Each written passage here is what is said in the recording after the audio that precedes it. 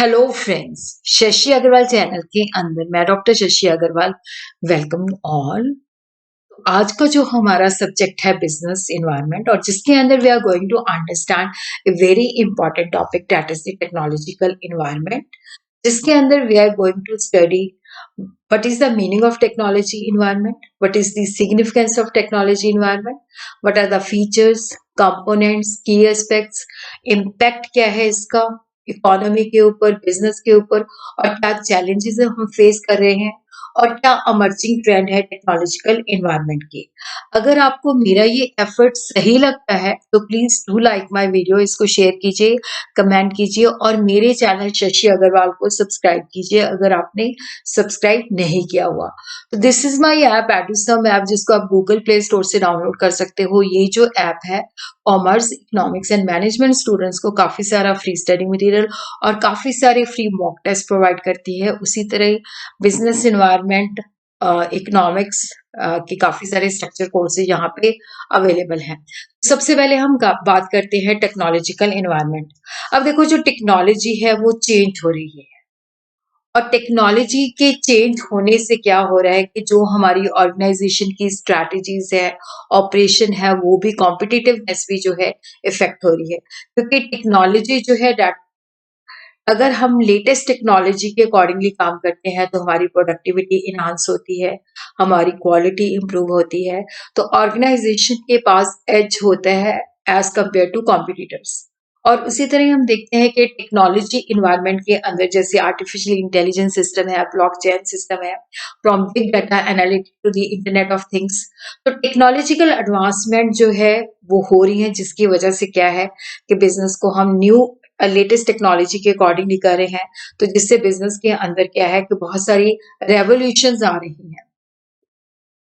Technological environment refer to the changes in the output, production method, use of equipment, quality of the product. तो technological environment की जब हम बात करते हैं तो जिससे हमारे आउटपुट में चेंजेस आती हैं, हमारे जो प्रोडक्शन मेथड होते हैं वो चेंज हो जाते हैं, हम जो इक्विपमेंट यूज करते हैं वो चेंज हो जाता है, हमारी क्वालिटी ऑफ द प्रोडक्ट जो होता है वो चेंज हो जाता है। देखो, टेक्नोलॉजिकल इन्वायरमेंट की जब हम बात करते हैं तो इसके अंदर होता है कि किस तरह से इनोवेशन होती है। इनोवेशन का मतलब होता है useful products, new and useful products. ये नया प्रोडक्ट भी हो सकता है, न्यू मेथड भी हो सकता है, प्रोसेस भी हो सकता है, इवन न्यू मार्केट भी हो सकती है। तो जब हम बात करते हैं टेक्नोलॉजिकल इन्वायरमेंट की तो it includes forces which are related to scientific innovation, improvement, जो प्रोडक्ट के अंदर भी इम्प्रूवमेंट करती है, मॉडिफिकेशंस करती है, इवन जो उसको वे ऑफ प्रोडक्शन है उस टेक्नोलॉजी के अंदर भी चेंजेस करती हैं। टेक्नोलॉजिकल एनवायरनमेंट दो शब्दों से बना हुआ है, टेक्नोलॉजिकल प्लस एनवायरनमेंट। तो जब हम एनवायरनमेंट की बात करते हैं तो एक्सटर्नल फैक्टर्स और कंडीशन जो हमारे बिजनेस को सराउंड करती है, तो जो एनवायरनमेंट के अंदर टेक्नोलॉजी के अंदर चेंजेस आ रही हैं, जो एडवांसमेंट आ रही है, जो इनोवेशन आ रही है, what are the changes which are taking place in the technology, वो हमारे बिजनेस को भी इम्पैक्ट करती है। और इसके अंदर देखो सारी चीजें कवर हो जाती हैं, जो टेक्नोलॉजिकल डेवलपमेंट्स है, हार्डवेयर है, सॉफ्टवेयर है, प्रोसेसेस है, सिस्टम्स है, उनका ऑर्गेनाइजेशन के ऊपर क्या इम्पैक्ट है, सोसाइटीज के ऊपर क्या इम्पैक्ट है। देखो, जो टेक्निकल सिस्टम होता है जिसके अंदर टेक्नोवेयर आ जाता है, ह्यूमन वेयर आ जाता है, इन्फोवेयर आ जाता है, ऑर्गेनाइजेशन वेयर आ जाता है, तो ये सारी जो चीजें होती है टेक्नोलॉजिकल सिस्टम को बनाती हैं और एक दूसरे के ऊपर इंटरडिपेंडेंट होती हैं, एक दूसरे को प्रभावित करती हैं।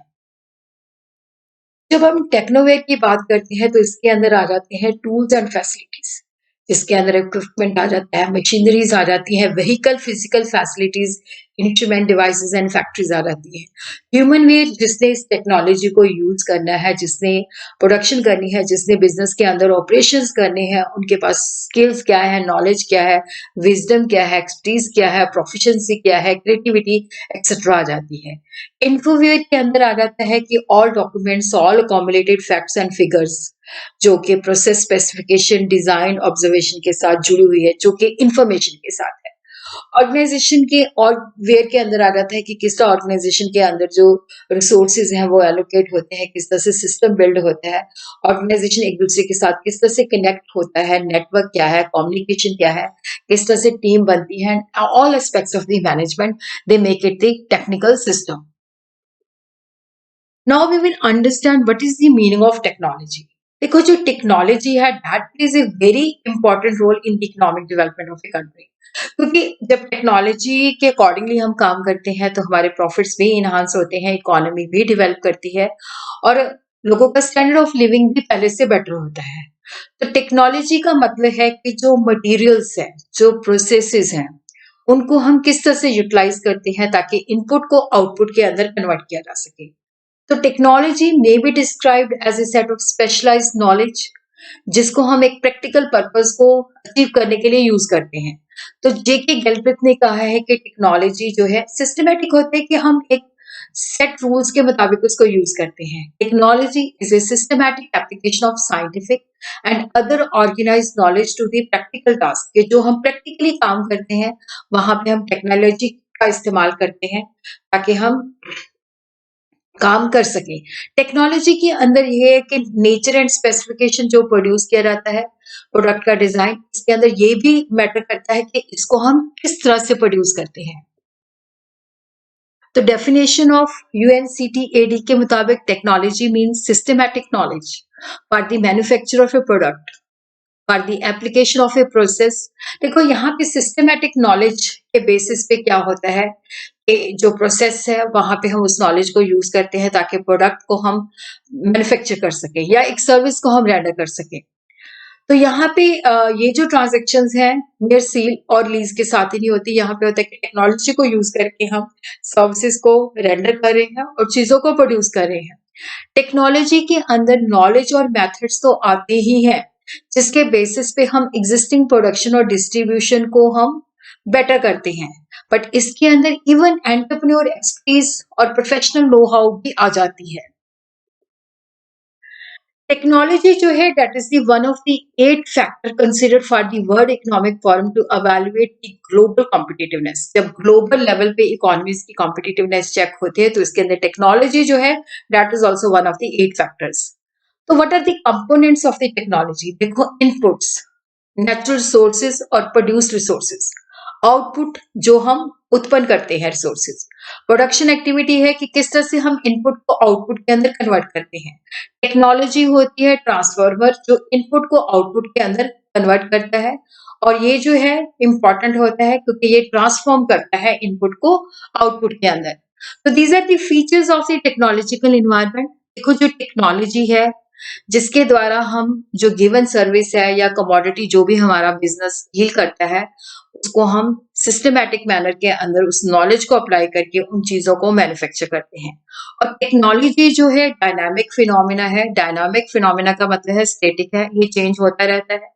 और जो हम पहले मेथड यूज करते थे उसकी जगह पे न्यू मेथड्स ऑफ प्रोडक्शन और न्यू प्रोडक्ट्स डेवलप हो जाते हैं. और जो एनी सेट ऑफ टेक्नोलॉजी जो है that is associated with a unique range of output. Type क्या है, क्वांटिटी क्या है, क्वालिटी क्या है. देखो, टेक्नोलॉजी की जब भी हम बात करते हैं तो यहाँ पे हमेशा होता है कि we have to improve. Technology advancement से क्या होता है कि हम टेक्नोलॉजी को इम्प्रूव करते रहते हैं कंटिन्यूशन बेसिस पे.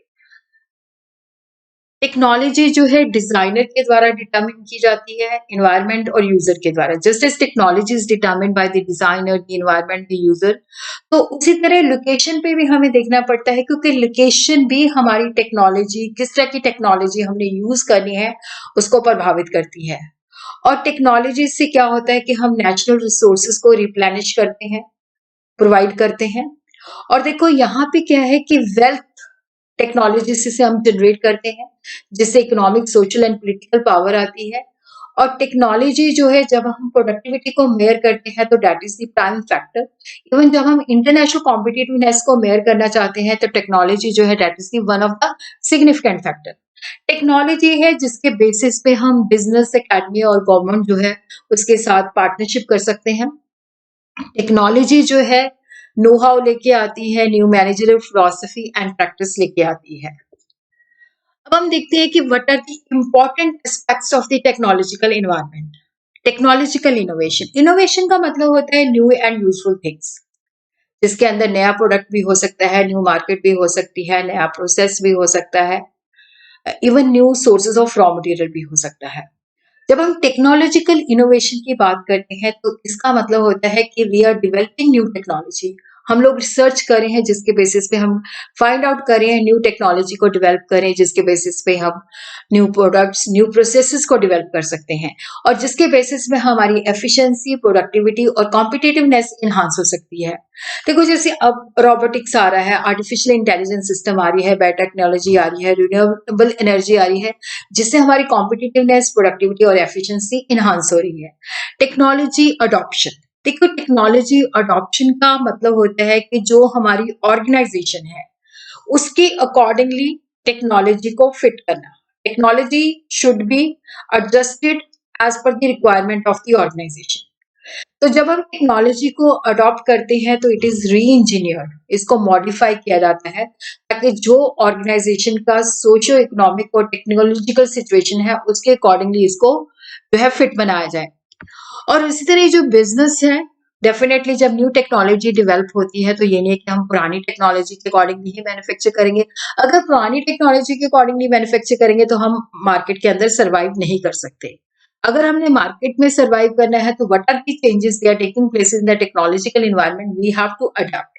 तो जिसके अंदर हमें नए सिस्टम जो है डेवलप करने पड़ते हैं, अपने इंफ्रास्ट्रक्चर को अपग्रेड करना पड़ता है, एम्प्लॉयज को ट्रेन करना पड़ता है ताकि वो न्यू टेक्नोलॉजी के अकॉर्डिंगली काम करे। देखो पहले है कि जैसे हमने टेक्नोलॉजी कहीं से प्राप्त की है, वो टेक्नोलॉजी को हम कस्टमाइज करते हैं और अपनी ऑर्गेनाइजेशन के मुताबिक। फिर उसी तरह अगर हमारा बिजनेस टेक्नोलॉजी नहीं अडॉप्ट करेगा तो it will be very harmful to our business.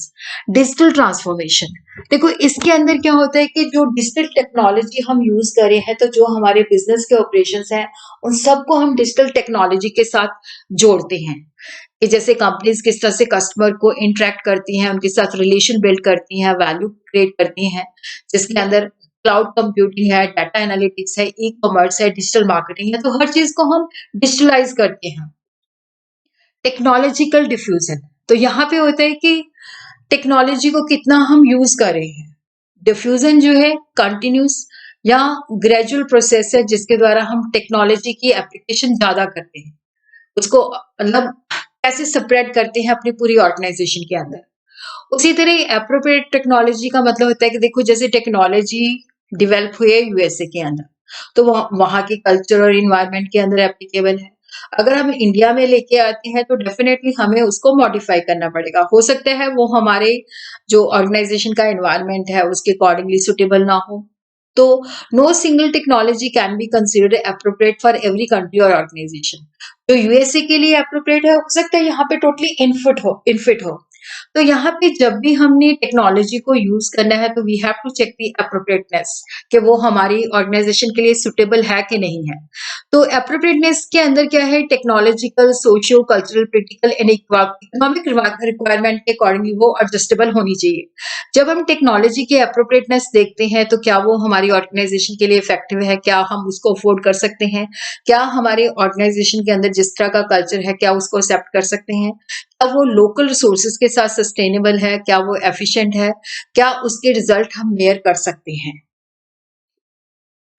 Technology transfer, अब देखो जो टेक्नोलॉजी डेवलप होती है, जैसे डेवलप नेशंस हैं या डेवलप ऑर्गेनाइजेशंस हैं वो टेक्नोलॉजी को डेवलप करती हैं। जो स्मॉल ऑर्गेनाइजेशंस होती हैं उनके पास इतने रिसोर्सेज नहीं होते कि वो उनको डेवलप करें, तो वो डेवलप जो ऑर्गेनाइजेशंस होती हैं या जो लेस डेवलप नेशंस होती हैं वो डेवलप नेशन से टेक्नोलॉजी प्राप्त करते हैं। तो उससे क्या होता है कि नॉलेज जो होती है वो उनके पास आती है, जिसके बेसिस पे वो उनकी रिक्वायरमेंट के मुताबिक उनको कस्टमाइज किया जाता है। तो देयर आर वेरियस मेथड्स जिसके द्वारा टेक्नोलॉजी एक कंट्री से दूसरी कंट्री ट्रांसफर हो सकती है। Direct foreign investment, licensing, franchising, management contract, joint venture and contract manufacture. Technology transfer के ऊपर अलग से वीडियो डालेगी तो ये सारी चीजें वहीं पे कवर होगी। रेगुलेटरी एंड एथिकल कंसिडरेशन, देखो जैसे जैसे टेक्नोलॉजी की एडवांसमेंट होती है तो डेफिनेटली बिजनेस को ये भी चेक करना पड़ता है कि जो रेगुलेटरी एंड एथिकल इम्प्लीकेशंस है उसको भी फॉलो करें। तो इसके अंदर क्या है कि नेचुरली जब लेटेस्ट टेक्नोलॉजी को यूज़ करते हैं, तो data privacy, cyber security, intellectual property right and the ethical use of emerging technology, तो वो इश्यू होता है कि जो लीगल लॉज़ हैं, उसको भी हमने फॉलो करना है। ग्लोबल टेक्नोलॉजिकल ट्रेंड के अंदर क्या होता है कि जो हमारे देश के अंदर टेक्नोलॉजिकल एनवायरनमेंट है, वो ग्लोबल ट्रेंड और डेवलपमेंट से भी प्रभावित होता है। जिसके अंदर जैसे अभी हमारे इंडिया के अंदर भी स्मार्ट सिटीज़ का राइज़ हो रहा है, इंटरनेट ऑफ थिंग्स की एक्सपेंशन हो रही है, मोबाइल टेक्नोलॉजी इंक्रीज़ हो रही है और डिवाइसेज़ और सिस्टम जो है एक-दूसरे के साथ इंटरकनेक्ट हो रहे हैं, तो उसका हमारे बिज़नेस के ऊपर भी काफ़ी इम्पैक्ट हो रहा है। तो अब हम देखते हैं कि why do we understand the technological environment?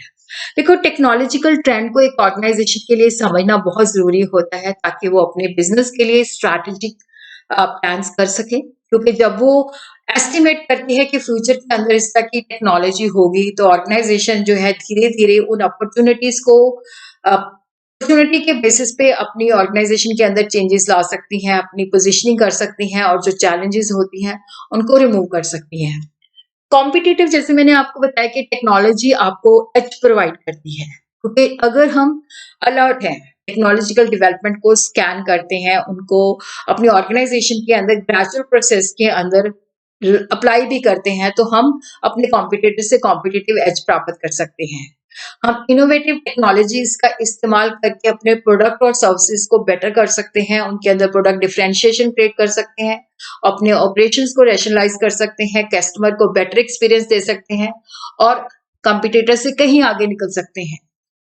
और उसी तरह जब हम टेक्नोलॉजिकल एनवायरनमेंट को स्टडी करते हैं, तो जिसके बेसिस पे लगता है कि हमें इनोवेशन को जो है करना चाहिए, ये टेक्नोलॉजीज हैं, ये ट्रेंड्स हैं, तो बिजनेस जो है अपने प्रोडक्ट्स, अपनी सर्विसेज, अपने प्रोसेस को इनोवेट कर सकता है और मार्केट से आगे निकल सकता है।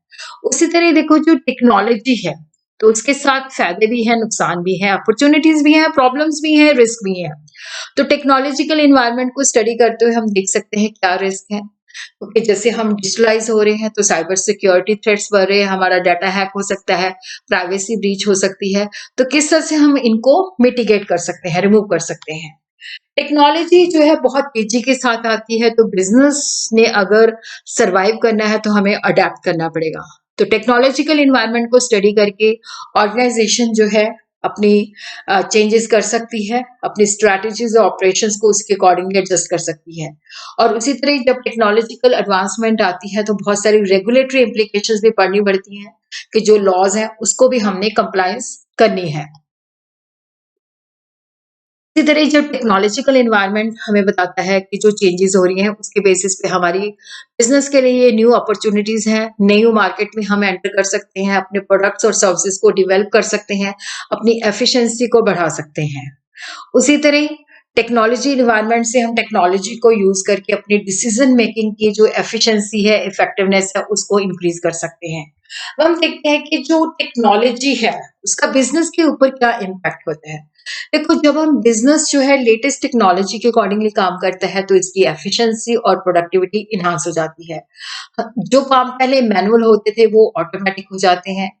अपने ऑपरेशंस को हम एक दूसरे के साथ कनेक्ट कर सकते हैं, एडवांस मैन्युफैक्चरिंग टेक्निक्स अडॉप्ट कर सकते हैं, जिससे हम अपने बिजनेस का काम जो है तेजी के साथ कर सकते हैं और एफिशिएंसी और प्रोडक्टिविटी को इन्हांस कर सकते हैं। उसी तरह डिजिटल कम्युनिकेशन टूल से हम अपनी जो कम्युनिकेशन है, कोलैबोरेशन है, एम्प्लॉइज के साथ, कस्टमर के साथ बढ़ा सकते हैं। और उसी तरह हम टेक्नोलॉजी को यूज करके ग्लोबल मार्केट के साथ कनेक्ट कर सकते हैं, अपनी मार्केट को एक्सपैंड कर सकते हैं। और उसी तरह डाटा ड्रिवन डिसीजन मेकिंग, क्योंकि यहाँ पे डाटा के बेसिस पे, क्योंकि डाटा जो है टेक्नोलॉजी के बेसिस पे हम उसको इकट्ठा कर सकते हैं, एनालाइज कर सकते हैं, डिसीजन ले सकते हैं, कस्टमर का बिहेवियर स्टडी कर सकते हैं, ट्रेंड को स्टडी कर सकते हैं, तो हम अपने जो डिसीजन मेकिंग है वो काफी इफेक्टिव कर सकते हैं। टेक्नोलॉजी से हम कस्टमर को पर्सनलाइज एक्सपीरियंस दे सकते हैं, उनको कस्टमाइज प्रोडक्ट दे सकते हैं, सर्विसेज प्रोवाइड कर सकते हैं, उनकी इंडिविजुअल प्रेफरेंसेस के बेसिस पे हम उनको मैसेजेस दे सकते हैं।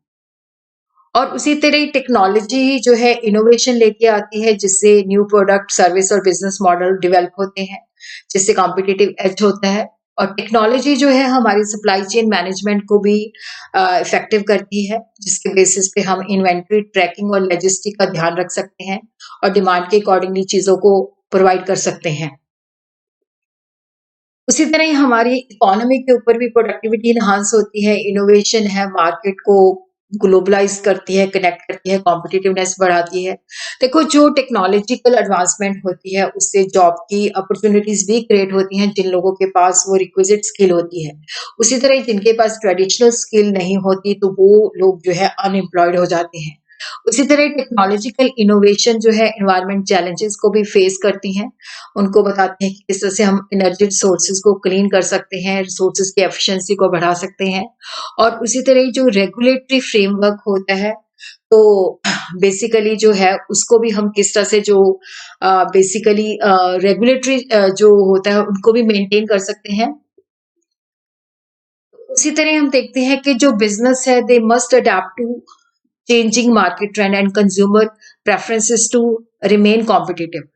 तो टेक्नोलॉजी जो है बिजनेस को जो है स्ट्रैटेजी बनाने में हेल्प करती है, रिस्क को मैनेज करने में हेल्प करती है और जो टेक्नोलॉजिकल एडवांसमेंट होती है तो रेगुलेटरी इम्प्लीकेशंस को भी हमें स्टडी करना पड़ता है। तो these are the emerging trends in the technological environment जैसे artificial intelligence and machine learning. तो इससे क्या होता है कि जैसे आर्टिफिशियल इंटेलिजेंस और मशीन लर्निंग के एडवांसमेंट बहुत ज़्यादा हो रही है, तो बिजनेस जिसके बेसिस पे अपने प्रोसेस को ऑटोमेट कर सकती है, डाटा को गहराई के साथ देख सकती है, डिसीजन मेकिंग जो है इन्हांस कर सकती है। तो वर्चुअल असिस्टेंट होते हैं, चैटबॉट्स होते हैं जो हमें प्रेडिक्टिव एनालिटिक्स प्रोवाइड करते हैं। तो इंटरनेट ऑफ थिंग्स के द्वारा भी क्या है कि हमारे लिए न्यू अपॉर्चुनिटीज आ सकती हैं और जैसे 5G टेक्नोलॉजी है तो रियल टाइम कम्युनिकेशन और इंटरनेट ऑफ थिंग्स की एप्लीकेशन और जो एगमेंटेड रियलिटी और वर्चुअल रियलिटी की जो टेक्नोलॉजी है उसको भी हम सपोर्ट कर सकते हैं। एज कंप्यूटिंग के अंदर हम डाटा जो है बहुत जल्दी के साथ प्रोसेस कर सकते हैं और उसी तरह ब्लॉकचेन एंड क्रिप्टोकरेंसी जो है best known for association with the cryptocurrency like bitcoin has application behind finance. तो जिससे हमारे पास क्या होता है कि सिक्योर्ड और ट्रांसपेरेंट डिसेंट्रलाइज्ड लेजर्स होते हैं जो सप्लाई में चेन मैनेजमेंट के अंदर यूज कर सकते हैं और डिजिटली आइडेंटिटी वेरिफिकेशन हम कर सकते हैं। और उसी तरह जो टेक्नोलॉजी के अंदर साइबर सिक्योरिटी के भी सॉल्यूशन क्योंकि साइबर थ्रेट्स इंक्रीज हो रहे हैं तो अब ऑर्गेनाइजेशन के लिए साइबर सिक्योरिटी जो है दैट इज मेजर कंसर्न। तो अमर्जिंग साइबर सिक्योरिटी सॉल्यूशन जो है वो भी आ रहे हैं। उसी तरह augmented reality and virtual reality जो है जिससे हम ज्यादा विजुअलेशन को बेटर कर सकते हैं, एम्प्लॉयज को ट्रेनिंग दे सकते हैं, कस्टमर एंगेज को उनको बढ़ा सकते हैं। अब जो चैलेंजेस है, हर्डल्स हैं, देखो टेक्नोलॉजिकल डेवलपमेंट से क्या होता है कि ज़्यादा इंडस्ट्रियल प्रोडक्शन होती है और पोल्यूशन हम अवॉइड नहीं कर सकते, नॉइज़, एयर, वाटर सारी पोल्यूशन होती हैं। और उसी तरह इंडस्ट्रियल रिसोर्सेज जो होते हैं, जैसे हमें बहुत सारे रिसोर्सेज चाहिए होते हैं बट वो हमारे पास लिमिटेड होते हैं, मैन पावर लिमिटेड होते हैं, जो रॉ मटेरियल होता है वो लिमिटेड होते हैं क्योंकि वो हमारे पास अबंडेंस में नहीं होते। उसी तरह देखो जब टेक्नोलॉजिकल हम एडवांसमेंट करते हैं तो जो सोशल इंस्टीट्यूशन जो ट्रेडिशनल टेक्नोलॉजी यूज करते हैं तो वो इसको रेजिस्ट करते हैं। तो टेक्नोलॉजी बहुत तेजी के साथ बढ़ रही है और इसके अंदर जब हम टेक्नोलॉजी के अकॉर्डिंगली अपने आप को अडेप्ट करते हैं तो बहुत सारा खर्चा होता है। तो बिजनेस के लिए क्या होता है कि सर्वाइव करना बहुत मुश्किल हो जाता है क्योंकि जितनी टेक्नोलॉजी में चेंजेस आती हैं उसके अकॉर्डिंगली वो अपने आप को उसके अकॉर्डिंगली नहीं कर सकती। उसी तरह एक डिजिटल डिवाइड हो जाता है, कुछ लोग डिजिटली बहुत ज़्यादा डेवलप हो जाते हैं बट जो स्मॉल और मीडियम साइज़ होती हैं, वो इतनी डिजिटली डेवलप नहीं होती क्योंकि उनके पास रिसोर्सेज़ की शॉर्टेज होती है। उसी तरह साइबर सिक्योरिटी थ्रेट्स भी होते हैं, तो साइबर सिक्योरिटी थ्रेट्स हैं जैसे privacy of data, data theft और जो वो सारी चीज़ें हैकिंग जो है इंक्रीज़ हो रही हैं। और उसी तरह क्या है कि देखो टेक्नोलॉजी के अंदर जब चेंजेस आती हैं तो डेफिनेटली वहाँ पे टैलेंट भी चाहिए होता है, आईटी एक्सपर्ट चाहिए होते हैं, डाटा साइंटिस्ट चाहिए होते हैं, साइबर सिक्योरिटी एक्सपर्ट चाहिए होते हैं, बट वो इतनी मात्रा में अवेलेबल नहीं होते। उसी तरह टेक्नोलॉजिकल एनवायरनमेंट जो है ये पॉलिसी मेकर के लिए भी चैलेंजेस प्रोड्यूस कर रहा है क्योंकि टेक्नोलॉजी चेंज आ रही है तो किस तरह से रेगुलेशन बनानी है, किस तरह से पॉलिसीज बनानी है, that is also a hurdle. उसी तरह टेक्नोलॉजिकल एडवांसमेंट जो है एथिकल कंसिडरेशन जो है कि किस तरह से हमने टेक्नोलॉजिकल यूज करनी है क्योंकि एथिकल इश्यूज भी देखने हैं कि पोल्यूशन भी स्प्रेड ना हो और प्राइवेसी भी ना इफेक्ट हो। तो ये एथिकल डिलेमा जो है बिजनेस फेस करती है जब कमर्शियल इंटरेस्ट और सोशल कंसर्न को बैलेंस करती है।